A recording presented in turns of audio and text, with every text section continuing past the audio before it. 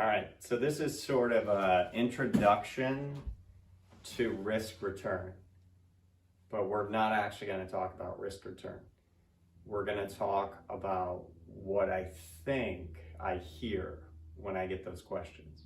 So when I hear the question, what did we make last year? What do we do versus this index or that index? There's many indexes, by the way. I think the question I'm really hearing is, am I safe? Am I going to get to my goals? Am I going to reach my goal? And when I get the question, should we buy this or that popular investment stock? And it changes every year. I get a slew of interest in circulating speculative things, new things. So I always like to equate it to the Furby. So some of you probably remember the Christmas fiasco phase trend of this little stuffed robotic animal called the Furby. Came and went, but these things happen, and in the investment world, we have to acknowledge those things. And some of them become permanent. Some of them don't go away like the Rubik's Cube. Some of them actually become a permanent thing like Elmo. I have small children, so yes, I know who Elmo is. Elmo was a thing when I was a small child. So to answer that question, all those questions, because I think they're all the same question, I wanted to talk about probability. So when I see probability, I always see a bell curve. So a bell curve is essentially what is the norm, what is to be expected, and how far do we deviate off of that. So when it comes to investing, the difference between gambling and investing is when you're investing, the odds are in your favor. You're on this side of the bell curve. Investing is not flipping a coin. Speculating is flipping a coin or worse. So anything on this side from a risk return standpoint is gambling. You can go to the casino, you actually know your odds at the casino. And if you roll this, or if you get this hand, you stand to win a lot. Mathematically, you're going to lose statistically. That's gambling.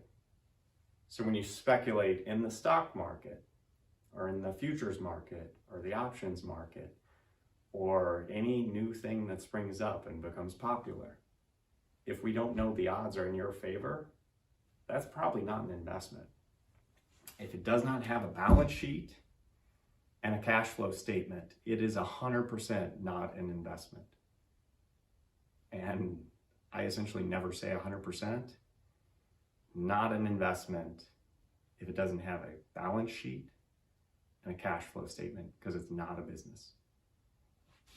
So, investing is when the odds are in your favor for the risk return. You can actually buy casino stock, and the casino always has their odds in their favor. It doesn't mean they always win. It means given enough time, they almost always win. So speculating, gambling, riskier. Investing, safer. Not safe, safer. There's volatility. You've heard that it's more dangerous to ride in a car than a plane. That's true. Planes are safer than cars. It doesn't mean they're perfectly safe, and occasionally bad things can't happen. Safer.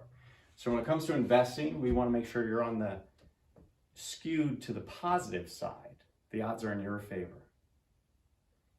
When it comes to financial planning, we want to run a plan that, and I am not comfortable unless your plan's running somewhere between 70 to 90%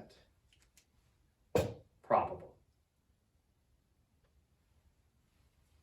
If you're above 90% probable, you might actually be too safe.